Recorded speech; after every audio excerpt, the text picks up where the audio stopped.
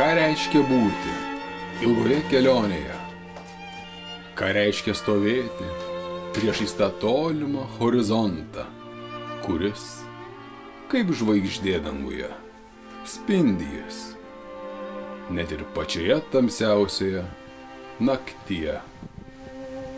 Ką reiškia regėti, kuomet lyg smėlis iš rankų, nenumaldomai skrieja gyvenimo laikas, lyg karšta vasaros meilė, praeis, nebegrįš, pražydėjusios jaunystės metai.